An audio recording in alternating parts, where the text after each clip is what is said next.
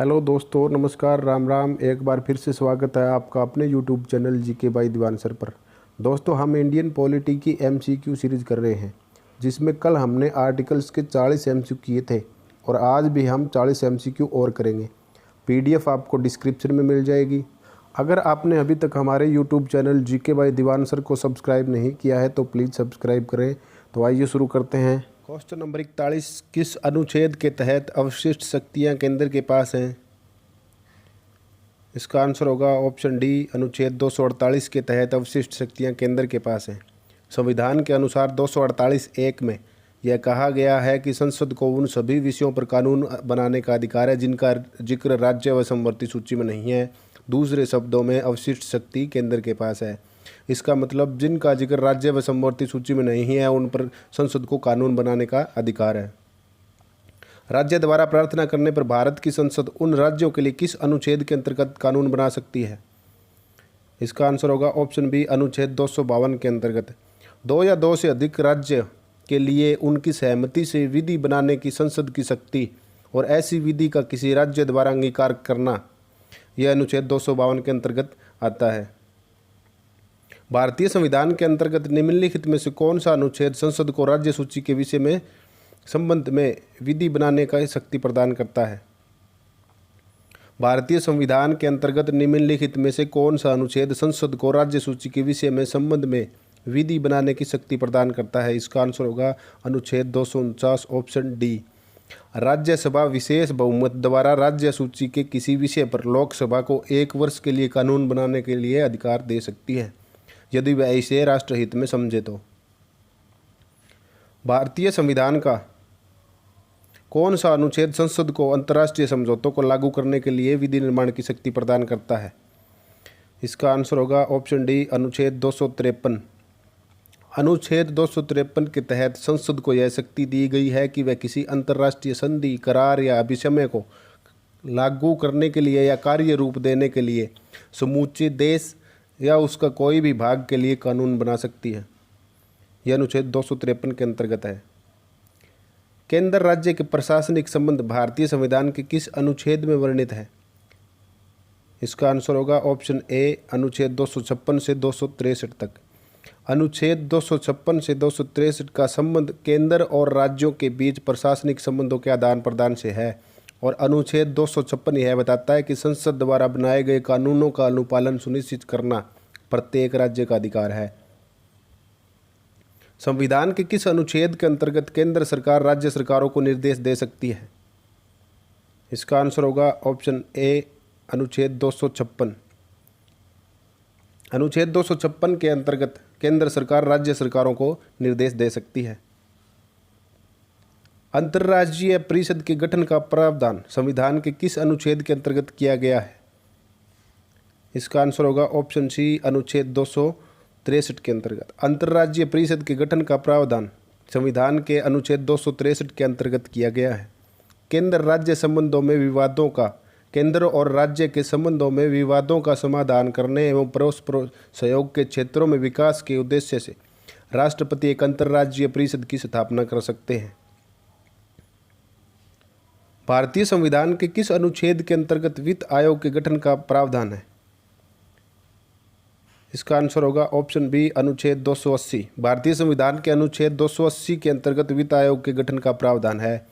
अनुच्छेद 280 के तहत राष्ट्रपति एक वित्त आयोग की स्थापना करेगा जिसमें अध्यक्ष के अतिरिक्त 4 अन्य सदस्य भी होंगे। संपत्ति का अधिकार संवैधानिक अधिकार है, यह बताया गया है कौन से अनुच्छेद में? इसका आंसर होगा ऑप्शन डी, अनुच्छेद 300 क। राज्य किसी भी व्यक्ति को उसकी संपत्ति से वंचित नहीं करेगा, यह पहले यह प्रावधान मूल अधिकारों के अंतर्गत आता था। बाद में 44वें संशोधन जो कि 1978 में हुआ था, इसे अनुच्छेद 300 क में एक सामान्य कानूनी अधिकार के रूप में लागू किया गया है।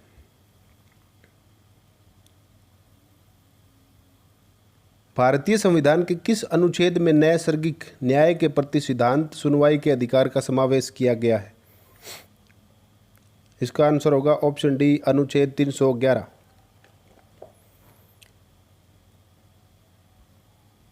भारतीय संविधान के किस अनुच्छेद के अंतर्गत अखिल भारतीय सेवाओं का प्रावधान किया गया है? इसका भी आंसर होगा अनुच्छेद 311, ऑप्शन बी।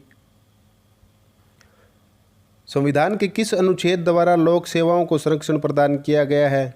इसका भी आंसर होगा ऑप्शन बी, अनुच्छेद 311। अब अनुच्छेद 311 के बारे में बात करते हैं।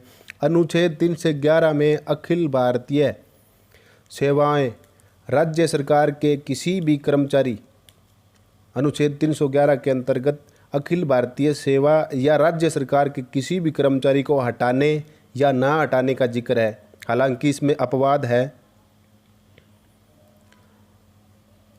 अनुच्छेद 311 बी के तहत एक पुलिस अधिकारी को मुंबई पुलिस आयुक्त ने बिना जांच करवाए बिना बर्खास्त कर दिया था। संविधान के किस अनुच्छेद द्वारा संघ और राज्यों के लिए लोक सेवा आयोग का प्रावधान किया गया है? इसका आंसर होगा ऑप्शन डी, अनुच्छेद 315। संविधान के अनुच्छेद 315 द्वारा संघ और राज्यों के लिए लोक सेवा आयोग का प्रावधान किया गया है। अनुच्छेद 315 के तहत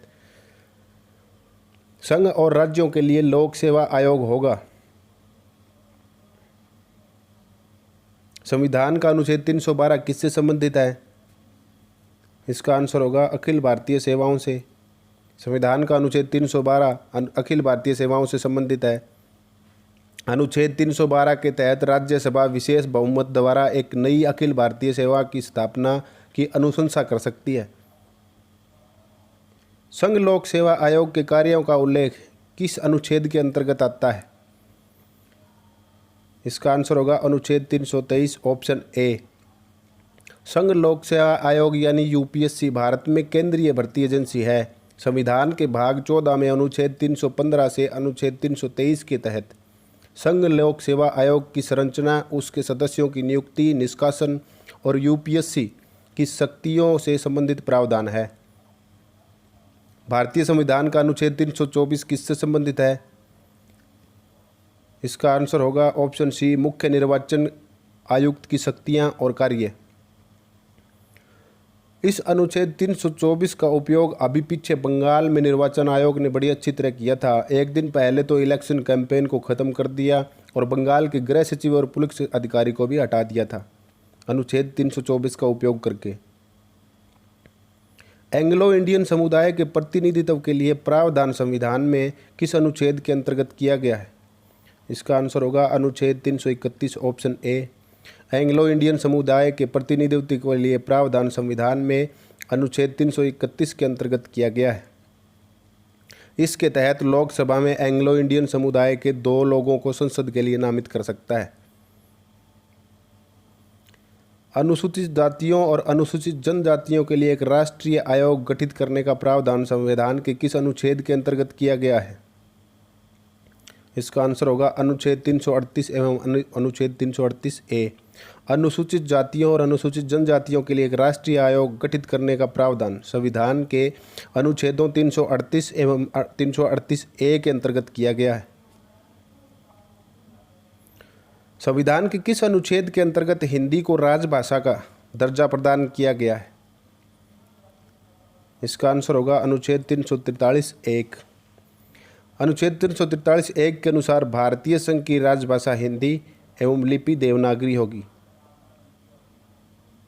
किस अनुच्छेद में यह प्रावधान किया है कि संघ की राजभाषा हिंदी तथा लिपि देवनागरी होगी? इसका आंसर होगा अनुच्छेद 343, ऑप्शन बी। संविधान के किस अनुच्छेद में हिंदी की भाषा के विकास के लिए निर्देश दिया गया है? इसका भी आंसर होगा ऑप्शन सी, अनुच्छेद 343। संविधान के अनुच्छेद 343 में हिंदी भाषा के लिए विकास के लिए निर्देश दिया गया है। भारत में बाहरी आक्रमण अथवा सशस्त्र विद्रोह के कारण भारत के राष्ट्रपति द्वारा राष्ट्रीय आपातकाल की घोषणा किसके अंतर्गत की गई? इसका आंसर होगा ऑप्शन ए, अनुच्छेद 352 के अंतर्गत। भारत में अगर कोई बाहरी आक्रमण होता है सशस्त्र विद्रोह के कारण भारत के राष्ट्रपति द्वारा राष्ट्रीय आपातकाल की घोषणा अनुच्छेद 352 के अंतर्गत की गई। संविधान के किस अनुच्छेद के तहत राज्य में संवैधानिक तंत्र के विफल होने पर राष्ट्रपति शासन लागू किया जा सकता है? इसका आंसर होगा ऑप्शन बी, अनुच्छेद 356। संविधान के अनुच्छेद 356 के तहत राज्य में संवैधानिक तंत्र के विफल होने पर राष्ट्रपति शासन लागू किया जा सकता है। संविधान के किस अनुच्छेद के आधार पर वित्तीय आपात की उद्घोषणा राष्ट्रपति करता है? इसका आंसर होगा ऑप्शन सी, अनुच्छेद 360। संविधान के अनुच्छेद 360 के आधार पर वित्तीय आपात की उद्घोषणा राष्ट्रपति करता है। संविधान में मंत्रिमंडल शब्द का एक बार प्रयोग हुआ है और यह अनुच्छेद 352 में है। संविधान में मंत्रिमंडल का शब्द एक बार प्रयोग हुआ है, यह अनुच्छेद 352 में है। संविधान के किस अनुच्छेद के अंतर्गत प्रत्येक राज्य मातृभाषा का प्रचार एवं उद्देश्य प्राथमिक शिक्षा में लागू कर सकता है? इसका आंसर होगा ऑप्शन सी, अनुच्छेद 350 संविधान के अनुच्छेद 350 के अंतर्गत प्रत्येक राज्य मातृभाषा का प्रसार एवं उद्देश्य प्राथमिक शिक्षा में लागू कर सकता है। संसद को संशोधन का अधिकार दिया गया है कौन से अनुच्छेद में? Very important question. संसद को संविधान संशोधन का अधिकार दिया गया है कौन से अनुच्छेद में? इसका आंसर होगा ऑप्शन बी, अनुच्छेद 368। संसद को संविधान संशोधन का अधिकार 368 में दिया गया है। संविधान के किस अनुच्छेद में संविधान के संशोधन की प्रक्रिया का उल्लेख है? वही क्वेश्चन। इसका आंसर होगा ऑप्शन डी, अनुच्छेद 368। संविधान का कौन सा अनुच्छेद है जिसके दुरुपयोग की शिकायत संसद के भीतर तथा बाहर सर्वाधिक हुई है और जिसका प्रयोग केंद्र में सत्तारूढ़ दल ने अनेक बार अपने स्वार्थ में किया है? इसका आंसर होगा ऑप्शन सी, अनुच्छेद 360। संविधान का अनुच्छेद 360 है जिसका दुरुपयोग संसद के भीतर और बाहर भी हुआ है, जिसका प्रयोग केंद्र में सत्तारूढ़ दल ने अनेक बार अपने स्वार्थ में किया है। जम्मू कश्मीर को कौन सी धारा के अंतर्गत विशेष दर्जा प्राप्त था? इसका आंसर होगा ऑप्शन सी, अनुच्छेद 370, जो अब नहीं है, विशेष दर्जा प्राप्त नहीं है। संविधान के किस अनुच्छेद के अंतर्गत नागालैंड राज्य के संबंध में विशेष उपबंध प्रावधान किया गया है? इसका आंसर होगा ऑप्शन बी, अनुच्छेद 371 का है। संविधान के अनुच्छेद 371 के अंतर्गत नागालैंड राज्य के संबंध में विशेष उपबंध का प्रावधान किया गया है। अनुच्छेद 70 किसे विशेष दर्जा प्रदान करता था? इसका आंसर होगा option D, Jammu Kashmir J&K को। अनुच्छेद 356 का संबंध किससे है? इसका आंसर होगा ऑप्शन सी, राष्ट्रपति शासन से। अनुच्छेद 356 का संबंध राष्ट्रपति शासन से है। भारतीय संविधान के किस अनुच्छेद में विभिन्न राज्यों से संबंधित विशेष प्रावधान का उल्लेख है? इसका आंसर होगा ऑप्शन ए, अनुच्छेद 370। भारतीय संविधान के अनुच्छेद 370 में विभिन्न राज्यों से संबंधित विशेष प्रावधान का उल्लेख है। निम्नलिखित में से किस अनुच्छेद द्वारा भारत स्वतंत्रता अधिनियम 1947 और भारत स्वतंत्रता अधिनियम 1933 आदि के निरीक्षण का स्पष्ट प्रावधान किया गया है? इसका आंसर होगा अनुच्छेद 395। अनुच्छेद 395 द्वारा भारत स्वतंत्रता अधिनियम 1947 और भारत शासन अधिनियम 1933 आदि के निरीक्षण का स्पष्ट प्रावधान किया गया है। संविधान के किस अनुच्छेद के प्रावधानों के अंतर्गत भारत सरकार द्वारा भारत रत्न, पद्म विभूषण आदि अलंकरण प्रदान किए जाते हैं? इसका आंसर होगा ऑप्शन बी, अनुच्छेद 18। संविधान के अनुच्छेद 18 के प्रावधानों के अंतर्गत भारत सरकार द्वारा भारत रत्न, पद्म विभूषण आदि अलंकरण प्रदान किए जाते हैं। संविधान के किस अनुच्छेद के अंतर्गत अल्पसंख्यकों को अपनी संस्कृति के संरक्षण तथा अपनी पसंद की शिक्षा संस्थानों की स्थापना व संचालन के अधिकार को मान्यता प्रदान की गई है? इसका आंसर होगा अनुच्छेद 29 व 30।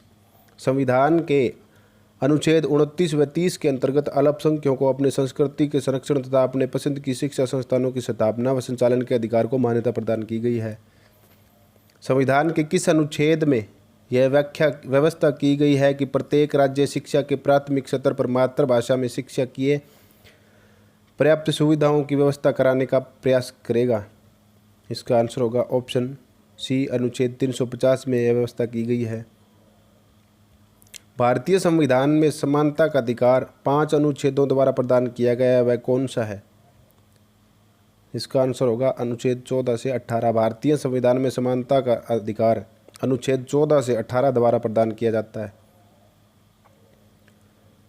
नीति निर्देशक सिद्धांतों के निम्नलिखित अनुच्छेदों में कौन सा अंतर्राष्ट्रीय शांति और सुरक्षा के संवर्धन से संबंधित है? इसका आंसर होगा ऑप्शन ए अनुच्छेद 51। नीति निर्देशक सिद्धांतों के लिए अनुच्छेद 51 में अंतर्राष्ट्रीय शांति और सुरक्षा के संवर्धन से संबंधित है। तो दोस्तों आज के लिए बस इतना ही, मिलते हैं अगली वीडियो में। अगर आपको ये वीडियो पसंद आई तो इस वीडियो को लाइक करें, शेयर करें और YouTube channel GK by Diwan sir को सब्सक्राइब करें। अगला हमारा टॉपिक होगा संघ और उसके राज्य क्षेत्र। धन्यवाद।